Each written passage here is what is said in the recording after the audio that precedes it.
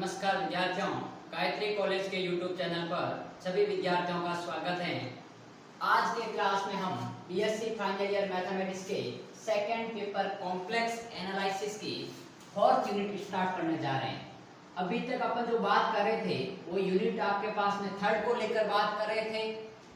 ठीक है, आज अपन जो स्टार्ट करेंगे वो है यूनिट नंबर 4। यूनिट नंबर 3 अपने डिस्कस कर लिए और यूनिट नंबर 5 भी डिस्कस कर लिए, जो कि लाप्लास ट्रांसफॉर्म को लेकर थी। आज के यूनिट में अपना जो मेन टॉपिक रहेगा और जो आपके पास में टोटली यूनिट है वो जिसके ऊपर डिपेंड है वो है आपके पास में कॉम्प्लेक्स इंटीग्रेशन, अर्थात सम्मिश्र समाकलन कैसे करते हैं। और किसी भी आपके पास में कॉम्प्लेक्स वेरिएबल का किसी भी कर्व के अनुरूप, किसी भी लाइन के अकॉर्डिंग किस प्रकार निकालते हैं, किसी भी क्लोज्ड कर्व के अनुदिश। ठीक है, तो देखिए अभी तक जो अपन बात कर रहे थे वो आपके पास में अपन इंटीग्रेशन की बात कर तो रहे थे, लेकिन कुछ इंटीग्रेशन इस प्रकार का होता था आपके पास में f of x dx। ठीक है, ये आपके पास में अनिश्चित समाकलन था और यदि आपके पास में इसकी लिमिट होती थी तो वो आपके पास में x1 से x2 f of x dx। ठीक है, ये किस प्रकार का कुछ इंटीग्रेशन था। इसमें ये जो f of x है ये भी आपके पास में रियल फंक्शन है। ठीक है, जिसमें x है वो आपके पास में रियल वेरिएबल है और dx है वो भी आपके पास में रियल था और x1 और जो x2 है वो भी आपके पास में रियल नंबर हुआ करते थे।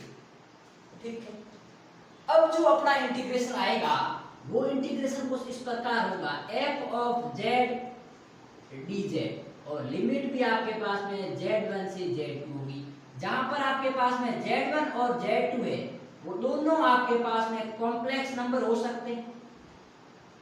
ठीक है, या कॉम्बिनेशन आपके पास में होगा आपके पास में रियल नंबर का और इमेजिनरी नंबर का। और ये आपके पास में जो फंक्शन है वो कॉम्प्लेक्स वेरिएबल का फंक्शन है। किस वेरिएबल का फंक्शन है? Complex variable. अपने पढ़ा था function of complex variable f of z। f of z बराबर क्या था? u plus iota v। ये आपके पास में function of complex variable z है, where u and v both are function of x and y। ठीक है, और ये भी आपके पास में क्या है? कॉम्प्लेक्स है। अब यहाँ पर देखिए अपन ने कॉम्प्लेक्स फंक्शन कह लिया और कॉम्प्लेक्स नंबर कह लिया। अब अपने पास में बात ये आती है कि यदि अपन कॉम्प्लेक्स नंबर की बात करें तो वो आपके पास में z बराबर x प्लस आयोटा y और फंक्शन की बात करें तो u plus iota v। Where आपके पास में u है वो u भी आपके पास में x और y का फंक्शन है और v है वो भी आपके पास में x और y का फंक्शन है। अर्थात अब अपन इंटीग्रेशन को सॉल्व कैसे करेंगे? सीधा z के रेस्पेक्ट में करेंगे या फिर जो f of z है वो किसी भी फॉर्म में आ सकता है, x और y के कॉम्बिनेशन में आएगा, क्योंकि f of z बराबर u प्लस आयोटा v होता है। ठीक है, तो हो सकता है कि आपके पास में x square plus iota y हो या फिर x square plus iota y cube हो, मतलब किसी भी प्रकार का फंक्शन आ सकता है। ठीक है, अब यहाँ पर ये x भी है y भी है, दोनों वेरिएबल है। अब अपन इंटीग्रेशन करें तो किसके अनुदिश करें? x के अनुदिश करें या y के अनुदिश करें? तो इसके लिए अपन को एक हिंट गिवन होगा या एक कंडीशन गिवन होगी कि इस इंटीग्रेशन को अपन किसी भी कर्व के अनुदिश निकालना है। उस कर्व की सहायता से अपन इस पूरे फंक्शन को या तो x में कन्वर्ट करेंगे या फिर y में, किसी एक वेरिएबल में कन्वर्ट करेंगे और लिमिट भी उसी वेरिएबल में कन्वर्ट करेंगे जिस वेरिएबल में अपन ने फंक्शन को कन्वर्ट किया है। ठीक है, अब देखिए क्योंकि आपके पास में dz है तो dz क्या होगा आपके पास में dx plus iota of dy। ठीक है, यहाँ पर आपके पास में z और dz दोनों आ जाएंगे। अब इसको अपन जो कंडीशन होगी वो कंडीशन किस प्रकार हो सकती है? मान लीजिए आपके पास में y बराबर x लाइन कह दी जाए तो इसके अनुदिश यदि अपन लेंगे तो dy का मान क्या होगा आपके पास में? dx के बराबर होगा नहीं होगा? तो यदि यहाँ अपन बात करें तो यदि ये कर्व आता है x square plus iota y को मैं x में कन्वर्ट कर रहा हूँ तो आयोटा x और dz की जगह आपके पास में क्या हो जाएगा? dx plus iota dx। ठीक है, मतलब मैंने y को x में कन्वर्ट कर लिया ये अपने पास में एक लाइन की इक्वेशन गिवन है। इस लाइन के अनुदिश अपन को इस फंक्शन का इंटीग्रेशन ज्ञात करने को कह सकता है। अब वो लिमिट अलग अलग देगा आपके पास में हर फंक्शन में, हर क्वेश्चन में, ठीक है। तो देखिए ये तो अपना था कॉन्सेप्ट कि अपन इसको कैसे करेंगे, लेकिन इसको करने से पहले अपन को कुछ बेसिक डेफिनेशन पता होनी चाहिए, जिसकी सहायता से यदि आपके पास में क्वेश्चन में कोई वर्ड लिखा हुआ हो तो उसको अपन आसानी से समझ सके। तो देखिए कॉम्प्लेक्स इंटीग्रेशन को अपन सॉल्व करने से पहले अपन कुछ बेसिक डेफिनेशन के ऊपर बात करेंगे, जिसमें सबसे पहले अपन बात करेंगे कंटिन्यूअस आर्क, अर्थात आपके पास में जो कंटिन्यू चाप होता है, सतत चाप, उसकी डेफिनेशन क्या होती है। अब देखिए अपन को पता है कि आर्क क्या होता है। आपके पास में कोई भी एक कर्व है, मान लीजिए ये एक सर्कल है, ठीक है। इस सर्कल के मैं यहां से लगाकर यहां तक की बात करता हूं यदि, ठीक है। मान लीजिए ये आपके पास में कोई टी का वेरिएबल है, ये आपके पास में पॉइंट अल्फा है, ये बीटा है, मतलब इसकी रेंज यहां से यहां तक है। तो इसको मैं ऐसे कोई कर्व बना सकता हूं। यहां पर आपके पास में टी का मान अल्फा है, यहां पर आपके पास में टी का मान बीटा है। यहाँ टी क्या है, वेरिएबल है, ठीक है। तो ये आपके पास में जो कर्व है, इस कर्व के अंतर्गत आपके पास में जो फंक्शन है, फंक्शन कौन सा, complex variable z of t equal to x of t plus iota y of t, ठीक है। जहां t मैंने आपको लिखा है कि आपके पास में z of t equal to x of t plus iota y of t, जहां t क्या है, क्लोज इंटरवल अल्फा बीटा, अर्थात ये इसकी ये वैल्यू भी साथ में आएगी, ये वैल्यू भी साथ में आएगी, और इसके बीच की प्रत्येक वैल्यू इसके अंदर आएगी, ठीक है। तो इस t के प्रत्येक मान के लिए अल्फा बीटा और इसके मध्य जितने भी मान हैं, उन सभी मानों के लिए यदि आपके पास में x ऑफ t और y ऑफ t दोनों कंटीन्यूअस फंक्शन हो, दोनों क्या होने चाहिए आपके पास में, कंटीन्यूअस फंक्शन हो, तो उस केस में आपके पास में जो फंक्शन होगा z ऑफ t, वो प्रांत आपके पास में, प्रांत कौन सा होगा आपके पास में, अल्फा कॉमा बीटा, कौन सा, t belongs to alpha comma beta, या फिर आप ऐसे लिख सकते हो t is lies between alpha से बीटा, ठीक है। तो यदि किसी रीजन के अंतर्गत x ऑफ t और y ऑफ t दोनों कंटीन्यूअस फंक्शन हो, तो आपके पास में फंक्शन z ऑफ t, या अपन इक्वेशन कह सकते हैं z ऑफ t, वो इस प्रांत के अंतर्गत एक कंटीन्यूअस कर्व को निरूपित करेंगे। लेकिन ध्यान रहे उसके अंतर्गत अपने पास में जो x है और y दोनों प्रत्येक बिंदु पर कंटीन्यूअस होने जरूरी है। अब कंटीन्यूअस की डेफिनेशन अपन ने थर्ड यूनिट के अंतर्गत अपन ने कंटिन्यूटी एंड डिफरेंशिएबिलिटी पढ़ी थी, वहां से अपन पता करेंगे कि कर्व कंटीन्यूअस है या नहीं। यदि कर्व आपके पास में कंटीन्यूअस है, अर्थात x ऑफ t और y ऑफ t इस t के प्रत्येक मान के लिए कंटीन्यूअस फंक्शन है, यदि x ऑफ t और y ऑफ t के कंटीन्यूअस फंक्शन हो, तो आपके पास में समीकरण z ऑफ t जो कि इसके द्वारा दिया जाएगा, और इस प्रांत के अंतर्गत अपन कोई भी छोटा, देखिए कर्व सर्कल हो सकता है, इलिप्स हो सकता है, या फिर आपके पास में कोई भी दूसरा लाइन हो सकती है।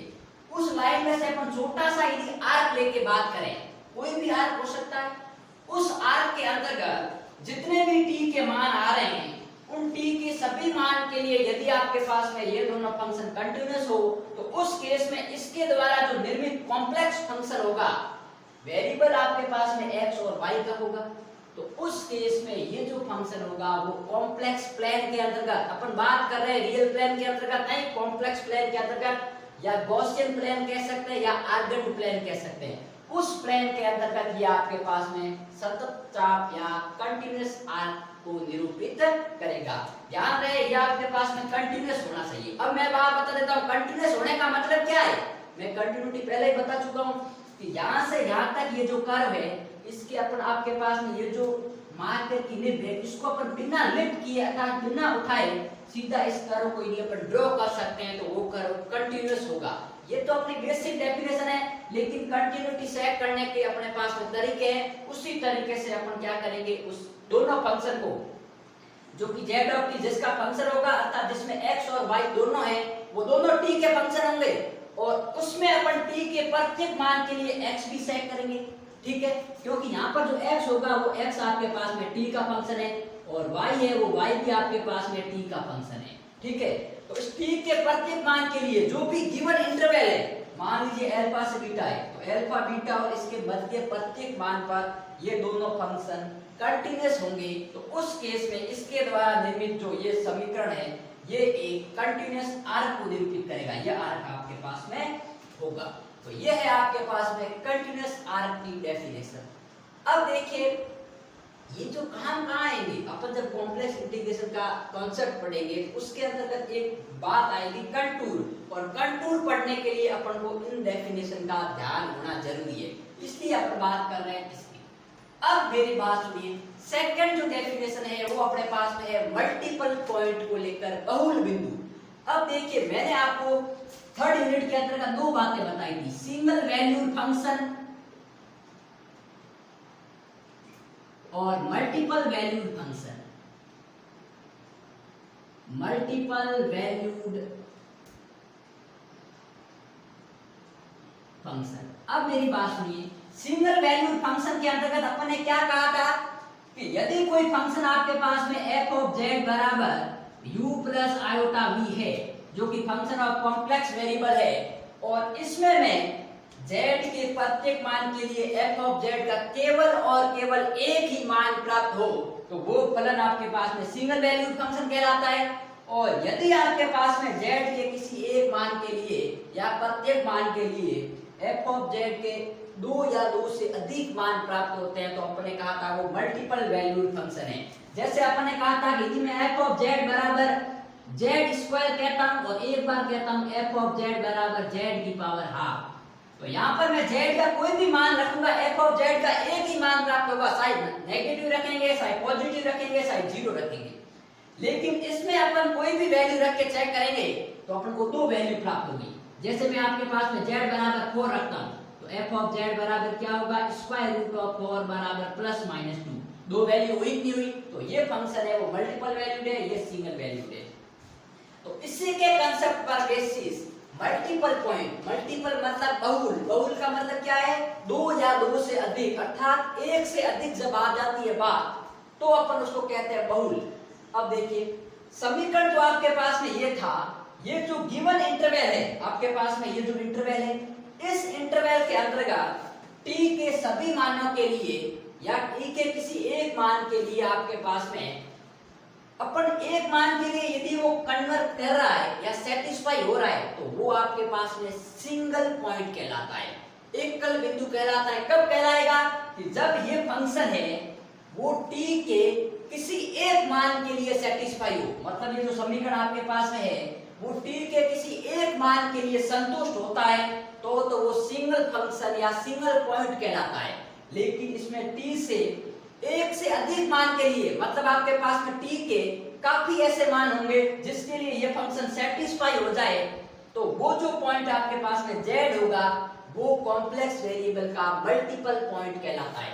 तो देखिए समीकरण आपके पास में z of t equal to x of t plus iota y of t, दिए गए प्रांत में दिए गया जो इंटरवल है इसमें t के एक से अधिक मानों के लिए, मतलब आपके पास में t की एक से अधिक मान हो जाए, दो भी हो सकते हैं, तीन भी हो सकते हैं, एक से अधिक मान के लिए यदि ये समीकरण संतुष्ट है, तो जो बिंदु z होगा, पॉइंट आपके पास में z होगा, जिसको अपन x, y कहते हैं। ठीक है, क्योंकि आपके पास में ये जो पॉइंट z है ये क्या होता है, x, y आपके पास में, तो इस बिंदु z को आपके पास में जो कंटीन्यूअस आर्क है उस आर्क का बहुल बिंदु कहते हैं। अब मान लीजिए ये आर्क की अपन बात कर रहे हैं या ये आर्क की बात कर रहे हैं, मान लीजिए एक t कोई पॉइंट यहाँ पे है, t बराबर आपके पास में अल्फा 1, और ये मैंने अल्फा 1 रखे, और इसके साथ ही आपके पास में एक t बराबर यहाँ कोई पॉइंट है अल्फा 2। ठीक है, ये जो कर्व है ये इस t के प्रत्येक मान के लिए इस इंटरवल यहाँ से लगाकर यहाँ तक t के जितने भी मान है उन सभी मानों के लिए, या आपके पास में ऐसा कह सकते हैं एक से ज्यादा मान के लिए, लेकिन एक मान नहीं होना चाहिए, एक से अधिक मान के लिए इन इंटरवल के मध्य यदि ये समीकरण सेटिस्फाई होता है, तो उस केस में जिस पॉइंट के लिए सेटिस्फाई हो रहा है वो पॉइंट आपके पास में मल्टीपल पॉइंट कहलाता है। ठीक है, तो ये थी आपके पास में मल्टीपल पॉइंट या बहुल बिंदु की डेफिनेशन। अब अपन बात करते हैं जॉर्डन कर्व या जिसको हिंदी में बोलते हैं जोरदार वक्र। ठीक है, वो क्या कहलाता है? उसने लिखा है कि बिना बहुल बिंदु वाले कंटिन्यूअस आर्क। अब मैंने कहा था कि ये आपके पास में डेफिनेशन यूज होगी कंटिन्यूअस आर्क। अब कंटिन्यूअस आर्क अपन ने कहा था कि यदि ये फंक्शन आपके पास में कंटिन्यूअस आर्क को कब निरूपित करेगा? जब x और y है वो किसी भी गिवन इंटरवल के अंतर्गत या प्रांत में t के सभी मानों के लिए आपके पास में कंटिन्यूअस फंक्शन हो। अर्थात आपके पास में जो फंक्शन है वो इस इंटरवल के मध्य कंटिन्यूअस आर्क हो, मतलब कहीं भी ब्रेक नहीं हो रहा हो, और बिना बहुल बिंदु। बिना बहुल बिंदु का मतलब क्या हो गया कि इस इंटरवल के अंतर्गत t के जितने भी मान है उन सभी मानों के लिए इस फंक्शन का सिर्फ और सिर्फ एक मान के लिए ये फंक्शन सेटिस्फाई होना चाहिए। सिर्फ और सिर्फ t के एक मान के लिए ये फंक्शन सेटिस्फाई है, तो उस केस में जो ये कर्व होगा ये कर्व जॉर्डन कर्व कहलाता है। दो कंडीशन मैंने बताई, एक तो बिना मल्टीपल पॉइंट अर्थात वो मल्टीपल पॉइंट नहीं होना चाहिए। ठीक है, मैंने बिना लिखा है यहाँ पे, मतलब वो आपके पास में किसी प्रांत में t के एक मान के लिए संतुष्ट हो। यदि ये समीकरण एक से अधिक हो गया तो वो जॉर्डन कर्व नहीं होगा, और इसके साथ में वो जो कर्व है वो कंटीन्यूअस होना जरूरी है, और कंटीन्यूअस होगा तभी तो आपके पास मल्टीपल पॉइंट की अपन बात करेंगे।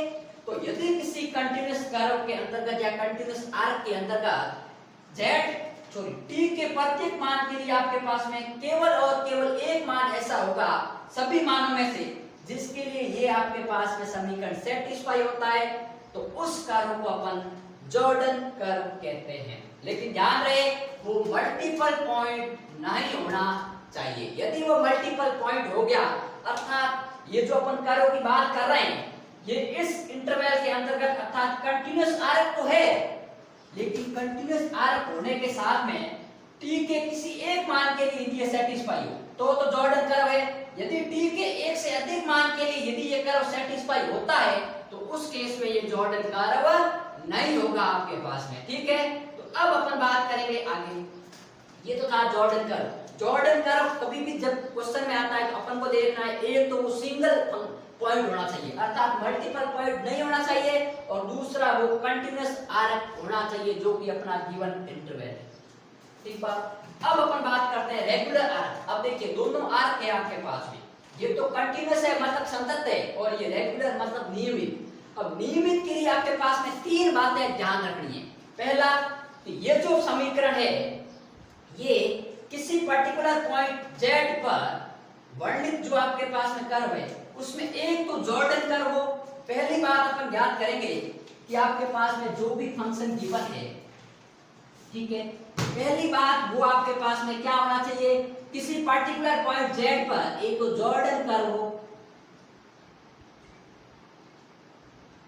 ठीक है, दूसरी बात कि आपके पास में वो जॉर्डन कर्व होने के साथ में मैंने दो बातें बताई, सिंगल वैल्यूड और मल्टीपल वैल्यूड। उसमें वो आपके पास में सिंगल वैल्यूड फंक्शन हो, सिंगल वैल्यूड फंक्शन। और तीसरा मैंने बताया कि इसमें जो गिवन इंटरवल है, इस इंटरवल में t के सभी मानों के लिए आपके पास में प्रत्येक मान के लिए जो अपने पास में फंक्शन है x of t, y of t और इसका फर्स्ट डेरिवेटिव अर्थात x dash t and y dash t, ये सभी आपके पास में कंटीन्यूअस होंगे तो उस आर्क को अपन क्या कहेंगे, रेगुलर आर्क कहेंगे। ये यदि तीन बातें सेटिस्फाई हो रही है किसी भी आर्क के अंतर्गत, मान लीजिए अपन यही आर्क कंसीडर कर रहे हैं अल्फा से बीटा, और इसमें ये जॉर्डन कर्व हो, और जॉर्डन कर्व के लिए क्या होना चाहिए, ये मल्टीपल पॉइंट नहीं हो और एक कंटीन्यूअस आर्क हो। ठीक है, जॉर्डन कर्व आपके पास कंटीन्यूअस आर्क तो होना चाहिए लेकिन आपके पास में मल्टीपल पॉइंट नहीं होना चाहिए। तो पहली बात तो ये हो गई, मतलब वो जॉर्डन कर्व हो। दूसरा सिंगल वैल्यूड फंक्शन, मतलब t के प्रत्येक मान के लिए या z के प्रत्येक मान के लिए f ऑफ z की केवल एक ही वैल्यू आनी चाहिए। और तीसरी बात है कि जो भी आपके पास में फंक्शन है, अब मैंने कहा था कि यदि आपके पास में कंटीन्यूअस आर्क है तो x ऑफ t और y ऑफ t तो कंटीन्यूअस फंक्शन होगा, लेकिन उसके साथ में उसका फर्स्ट डेरिवेटिव भी कंटीन्यूअस होना जरूरी है। तो देखिए समीकरण आपके पास में जो गिवन इंटरवल है द्वारा जो पॉइंट आपके पास में z है वो एक तो जॉर्डन कर्व हो, मैंने कह दिया कि सिंगल वैल्यूड हो, ये हो गया। और तथा क्लोज इंटरवल, अपन क्लोज इंटरवल की बात कर रहे हैं पहले से ही, ठीक है। क्लोज इंटरवल में स्थित t के सभी मानों के लिए xt, yt, x dash t, y dash t संतत फलन हो अर्थात कंटीन्यूअस फंक्शन हो। ये आपके पास में क्या होना चाहिए? कंटीन्यूअस फंक्शन हो, ठीक है। यदि ये कंटीन्यूअस फंक्शन है तो उस चाप को आपके पास ये जो आर्क है वो रेगुलर आर्क कहलाता है। अब देखिए अपने पास में कंटीन्यूअस आर्क और रेगुलर आर्क में कितना फर्क आ गया। कंटीन्यूअस आर्क में सिर्फ अपन ने ये कहा था कि यदि ये फंक्शन है और इसमें जो भी अपने पास में प्रांत है उस प्रांत में t के प्रत्येक मान के लिए यदि x ऑफ t और y of t continuous function है तो उस आर्क को अपन क्या कहेंगे? कंटीन्यूअस आर्क कहेंगे। अब उसके बाद में जो रेगुलर आर्क है उसके लिए ये भी कंटीन्यूअस होना जरूरी है।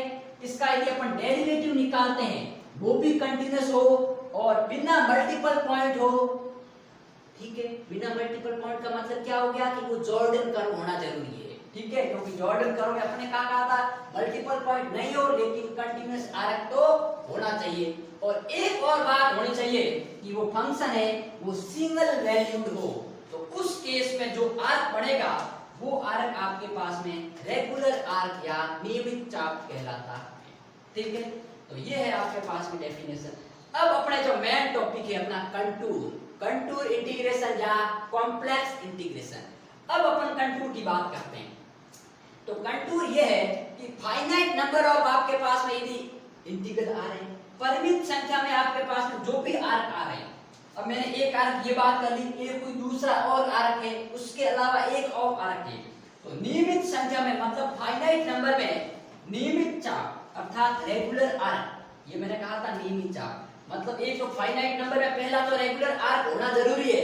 यदि वो रेगुलर आर्क होगा तो ही कंटूर होगा, पहली कंडीशन, ठीक है। अब देखिए मैं यहां लिख देता हूं आपके लिए। पहला तो क्या होना जरूरी है कि रेगुलर आर्क हो और वो आर्क भी आपके पास में क्या होना चाहिए? फाइनाइट नंबर में हो। जो आर्क होंगे वो रेगुलर आर्क तो होने जरूरी है लेकिन वो फाइनाइट नंबर हो। ऐसा नहीं हो कि इनफाइनाइट आर्क आपके पास में गिवन हो, ठीक है। तो आपके पास में इस आर्क से अब देखिए मान लीजिए आपके पास में ये कोई एक आर्क है, उसके अलावा एक और आर्क ये हो गया। मान लीजिए एक आर्क ये है, एक आर्क ये है, एक आर्क ये आपके पास में हो गया, एक आर्क ये हो गया।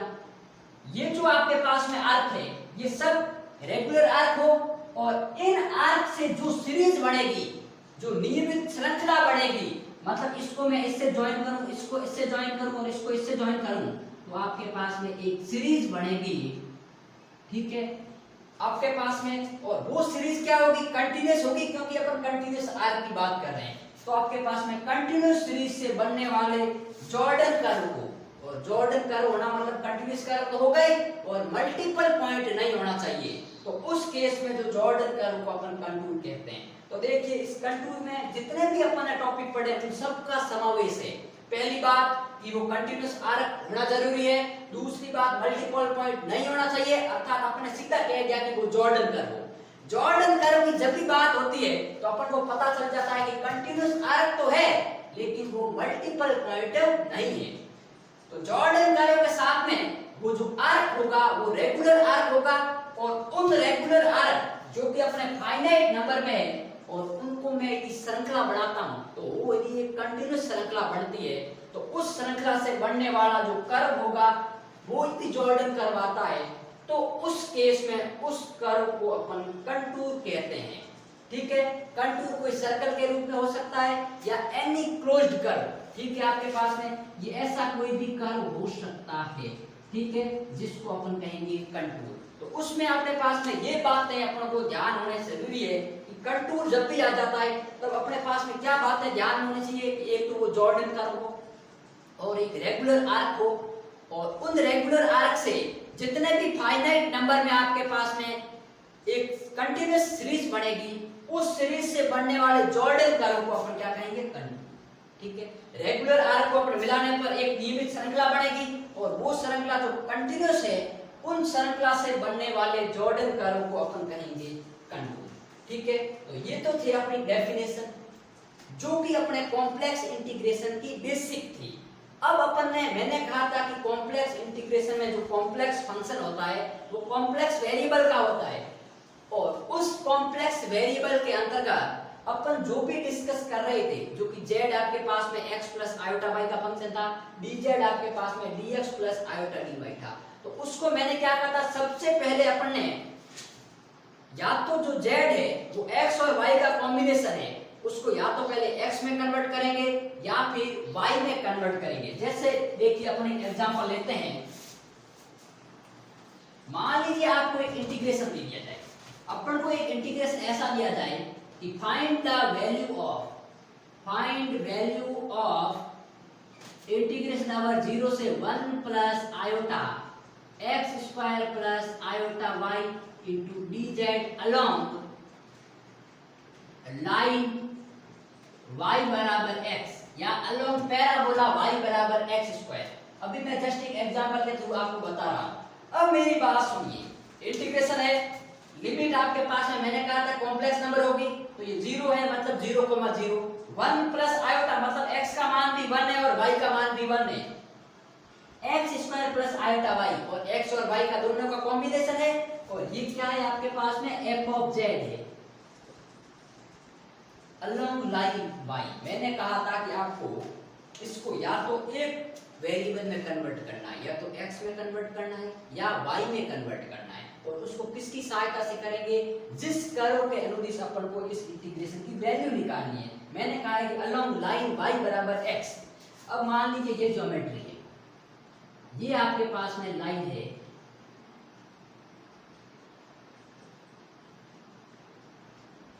ये आपके पास है, मान लीजिए y बराबर x लाइन, ठीक है, ये x एक्सिस है, ये y एक्सिस।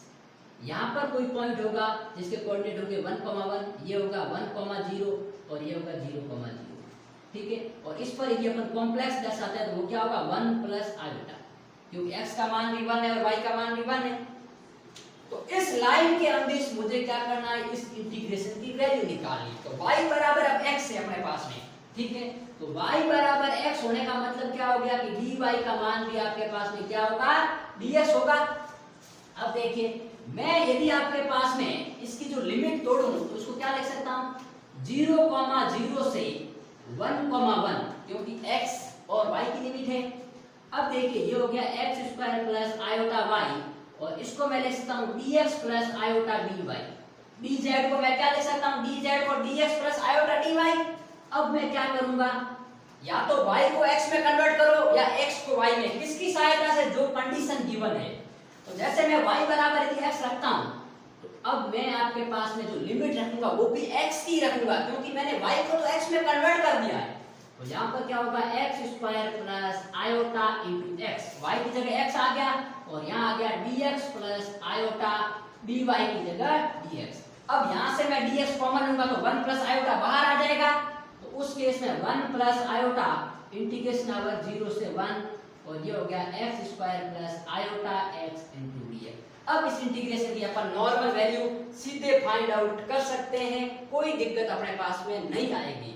तो इन समीकरणों की सहायता से आपके पास में अपन कॉम्प्लेक्स इंटीग्रल की वैल्यू निकाल सकते हैं।